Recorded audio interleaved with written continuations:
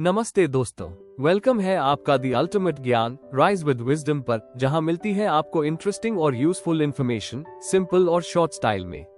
अगर आप नए हो तो सब्सक्राइब करना ना भूलना और बेल आइकॉन जरूर दबाओ ताकि कोई भी अमेजिंग अपडेट मिस ना हो जाए।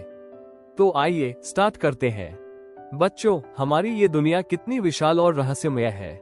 जहां चारों ओर हमें पेड़ पौधे, पशु पक्षी और मनुष्य दिखाई देते हैं, वहीं इस दृश्य संसार के पीछे एक और अदृश्य संसार छिपा है, सूक्ष्म जीवों का संसार। ये इतने छोटे होते हैं कि हमारी नंगी आंखें इन्हें देख भी नहीं सकती। इन्हें देखने के लिए हमें माइक्रोस्कोप का सहारा लेना पड़ता है। इन सूक्ष्म जीवों को ही माइक्रोऑर्गेनिजम्स या माइक्रोब्स कहा जाता है।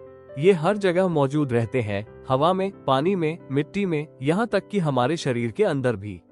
कुछ सूक्ष्म जीव हमारे मित्र हैं जो हमारे लिए दही, पनीर, चीज और दवाइयाँ बनाते हैं, जबकि कुछ हमारे शत्रु हैं जो बीमारियां फैलाते हैं और भोजन को सड़ा देते हैं।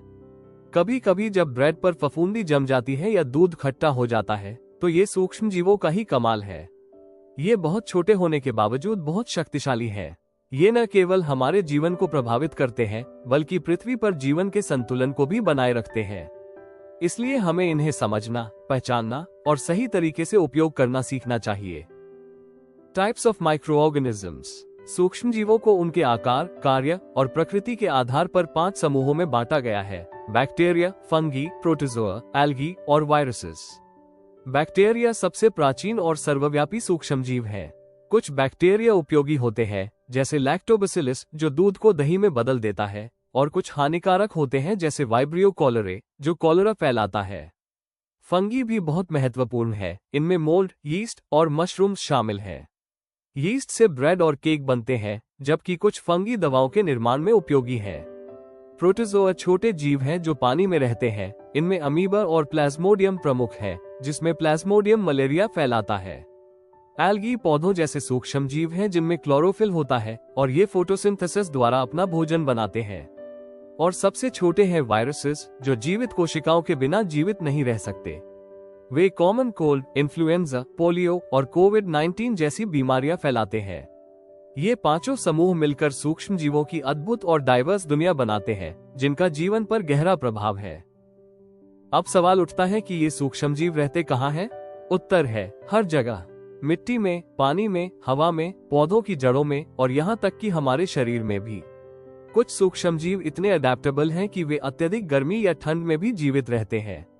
कुछ हॉट स्प्रिंग्स में 100 डिग्री सेल्सियस तक तापमान में रहते हैं, जबकि कुछ बर्फ से ढकी पहाड़ियों में।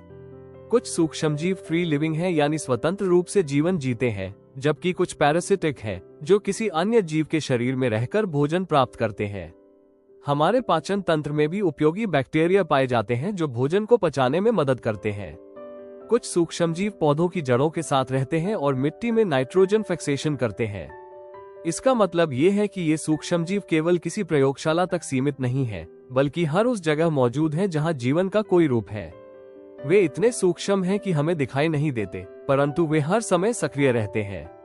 माइक्रोऑर्गेनिजम्स एंड अस। सूक्ष्म जीव हमारे जीवन का अभिन्न हिस्सा है। ये हमारे लिए मित्र भी है और शत्रु भी। जब दूध दही में बदलता है, जब खेतों की मिट्टी उपजाऊ होती है, जब दवाइयां तैयार होती हैं, तब सूक्ष्म जीव हमारे साथी बन जाते हैं। लेकिन यही सूक्ष्म जीव अगर गलत जगह चले जाएं, तो बीमारियां फैलाते हैं और हानि पहुंचाते हैं। इसीलिए इन्हें फ्रेंड एंड फो कहा गया है।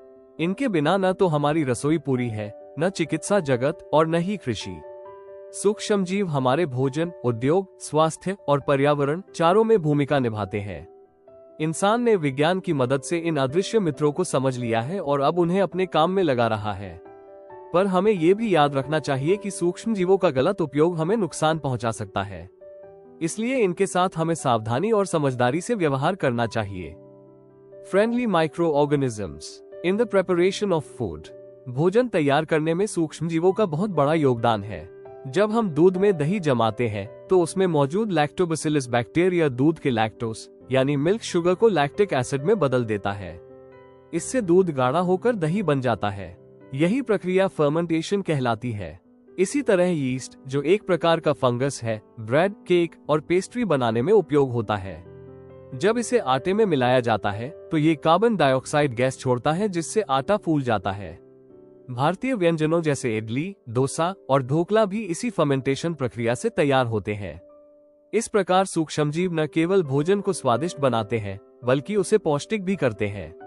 अगर ये ना हो तो हमारे कई पसंदीदा खाद्य पदार्थ बन ही नहीं सकते। इसलिए जब भी आप ताजी दही या ब्रेड खाते हैं, याद रखें कि यह इन अदृश्य नन्हे रसोइयों का ही कमाल है।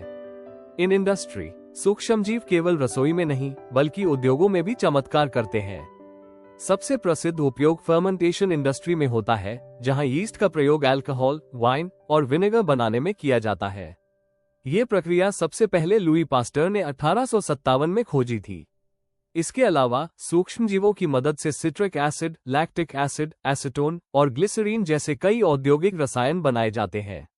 कुछ विशेष बैक्टीरिया और फंगी से एंजाइम्स तैयार किए जाते हैं जो कपड़ा, कागज और साबुन उद्योग में काम आते हैं।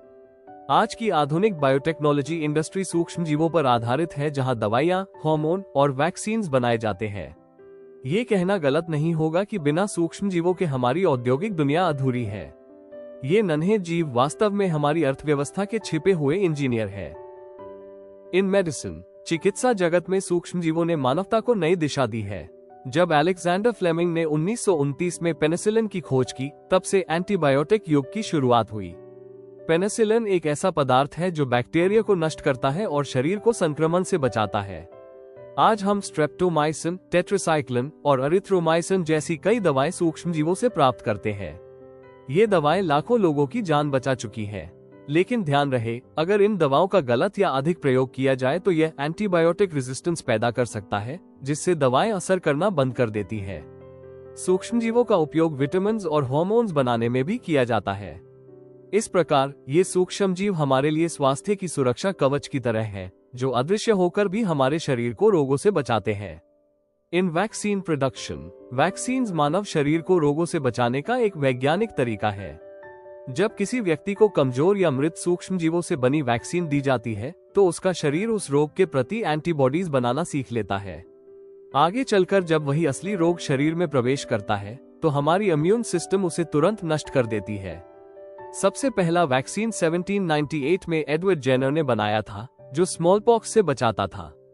आज हमारे पास पोलियो, हेपेटाइटिस, ट्यूबरकुलोसिस, कॉलेरा, कोविड-19 जैसे अनेक रोगों के टीके हैं। सूक्ष्मजीवों की मदद से इन वैक्सीन का निर्माण होता है। ये हमारे शरीर के लिए एक ट्रेनिंग की तरह काम करते हैं। जब भी कोई बच्चा टीका लगवाता है, समझिए उसके शरीर के अंदर एक नन्ही सेना तैयार हो रही है जो भविष्य में बीमारियों से उसकी रक्षा करेगी। इन एग्रीकल्चर, कृषि में सूक्ष्मजीवों की भूमिका अत्यंत महत्वपूर्ण है। कुछ विशेष बैक्टीरिया जैसे राइजोबियम और ब्लू ग्रीन एल्गी, साइनोबैक्टीरिया, मिट्टी में नाइट्रोजन फिक्सेशन करते हैं।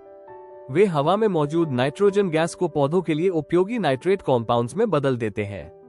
ये राइजोबियम बैक्टीरिया विशेष रूप से लेग्यूमिनस प्लांट्स जैसे मटर, सेम और चना की जड़ों में पाए जाते हैं। इस प्रक्रिया से मिट्टी की उर्वरता बढ़ती है और रासायनिक खाद की आवश्यकता घटती है। इसके अलावा कुछ सूक्ष्मजीव पौधों के रोगों को रोकने में भी मदद करते हैं और जैविक खाद तैयार करते हैं। इस प्रकार सूक्ष्मजीव किसान के सच्चे साथी हैं, जो बिना किसी मशीन या लागत के खेतों को उपजाऊ बनाते हैं। इन्हीं की वजह से धरती हरी भरी रहती है और हम भोजन प्राप्त कर पाते हैं। क्लीनिंग द एनवायरनमेंट, सूक्ष्मजीव प्रकृति की सफाई कर्मी है। जब कोई पौधा या पशु मर जाता है, तो उसके शरीर को सड़ाने और मिट्टी में मिलाने का कार्य सूक्ष्मजीव ही करते हैं। ये मृत पदार्थों को डिकम्पोज करके सरल तत्वों जैसे कार्बन डाइऑक्साइड, नाइट्रोजन और मिनरल्स में बदल देते हैं। इससे मिट्टी पोषक बनती है और नए पौधों को ऊर्जा मिलती है। अगर ये सूक्ष्मजीव ना हो तो धरती पर मृत शरीरों और कचरे के पहाड़ लग जाएं। सूक्ष्मजीवों की यह प्रक्रिया बायोडिग्रेडेशन कहलाती है। आजकल इन्हीं की मदद से सीवेज ट्रीटमेंट प्लांट्स और कंपोस्टिंग यूनिट्स भी बनाए जाते हैं, जो गंदे पानी और कचरे को पुनः उपयोगी बनाते हैं। सच में ये सूक्ष्मजीव हमारी पृथ्वी के मौन नायक हैं, जो हर पल पर्यावरण को संतुलित रखते हैं। हार्मफुल माइक्रोऑर्गेनिजम्स, जहां एक ओर सूक्ष्मजीव लाभदायक है, वहीं दूसरी ओर कुछ सूक्ष्मजीव हमारे लिए अत्यंत हानिकारक भी है। ऐसे सूक्ष्मजीव जो बीमारियां फैलाते हैं, उन्हें पैथोजेंस कहा जाता है। ये हवा, पानी, भोजन, संपर्क या इंसेक्ट वेक्टर्स के माध्यम से फैलते हैं। Common cold, tuberculosis, cholera, typhoid, malaria और डेंगू जैसी बीमारियां इन्हीं के कारण होती हैं। फीमेल एनाफोलीज मॉस्किटो मलेरिया फैलाती है, जबकि ईड्स मॉस्किटो डेंगू का वाहक है। इसके अलावा हाउस फ्लाई भी कचरे से रोगाणु उठाकर भोजन पर बैठती है, जिससे संक्रमण फैलता है। कुछ सूक्ष्मजीव जानवरों में भी रोग फैलाते हैं, जैसे एंथ्रैक्स और फुट एंड माउथ डिजीज। पौधों में भी ये रस्ट ऑफ व्हीट या सिट्रस कैंकर जैसी बीमारियां लाते हैं।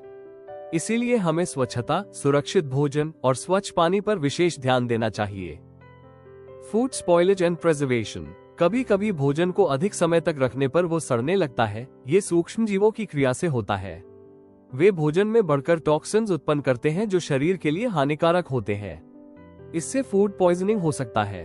भोजन को सुरक्षित रखने के लिए कई तरीके अपनाए जाते हैं, जैसे chemical preservatives, sodium benzoate, salting, sugaring, oil and vinegar, refrigeration और पास्चराइजेशन। पास्चराइजेशन, जिसे लुई पास्टर ने खोजा था, में दूध को 70 डिग्री सेल्सियस तक गर्म करके तुरंत ठंडा किया जाता है, जिससे हानिकारक बैक्टीरिया मर जाते हैं। पैकेजिंग भी एक तरीका है जिससे भोजन को हवा और नमी से बचाया जाता है। इस प्रकार यदि हम भोजन को सही तरीके से सुरक्षित रखें तो वो लंबे समय तक ताज़ा रह सकता है और बीमारियों से बचा सकता है। हमारी वायुमंडल में लगभग 78% नाइट्रोजन गैस होती है, जो जीवन के लिए अत्यंत आवश्यक है। लेकिन पौधे इस नाइट्रोजन को सीधे नहीं ले सकते। यहाँ सूक्ष्मजीव मदद करते हैं। राइजोबियम और ब्लू ग्रीन एल्गी हवा की नाइट्रोजन को पौधों के उपयोगी नाइट्रेट्स में बदलते हैं। जब पौधे और जानवर मरते हैं तो डिकम्पोजर माइक्रोऑर्गेनिजम्स उन्हें सड़ाकर अमोनिया और अन्य यौगिकों में बदल देते हैं। फिर अन्य सूक्ष्मजीव इन यौगिकों को वापस नाइट्रोजन गैस में बदल देते हैं, जो वातावरण में लौट आती है। इस प्रकार एक निरंतर चक्र बनता है, जिसे नाइट्रोजन साइकिल कहा जाता है। ये चक्र प्रकृति में नाइट्रोजन बैलेंस बनाए रखता है और जीवन को संभव बनाता है। ये धरती के इकोसिस्टम का आधार है। कंक्लूजन। तो बच्चों, अब आप समझ गए होंगे कि सूक्ष्मजीव कितने अद्भुत हैं। ये हमारी नंगी आंखों से भले ही दिखाई न दें, पर इनका योगदान जीवन के हर क्षेत्र में है। ये हमारे मित्र हैं जब वे भोजन, दवा और उपजाऊ मिट्टी बनाते हैं, और शत्रु हैं जब वे रोग फैलाते हैं या भोजन खराब करते हैं। हमें इनके दोनों रूपों को समझना चाहिए। यदि हम स्वच्छता, जागरूकता और विज्ञान का उपयोग करें तो ये सूक्ष्मजीव हमारी सबसे बड़ी ताकत बन सकते हैं। सूक्ष्मजीव हमें ये सिखाते हैं कि आकार नहीं, कार्य ही महानता तय करता है। ये नन्हे जीव हमारी धरती के मौन नायक हैं, जो जीवन को संभव बनाए रखते हैं। इसलिए हमें इनके प्रति सम्मान और सावधानी दोनों रखनी चाहिए, क्योंकि यही अदृश्य संसार वास्तव में हमारे अस्तित्व की नींव है। Thank you. अगर वीडियो पसंद आया हो तो एक लाइक जरूर कर देना और कमेंट में बताओ आपका क्या थॉट है। चैनल को सब्सक्राइब करो और शेयर करो अपने दोस्तों के साथ। नॉलेज बढ़ाओ फन के साथ। मिलते हैं नेक्स्ट वीडियो में। तब तक के लिए stay curious and keep learning and follow the ultimate Gyan. Rise with wisdom.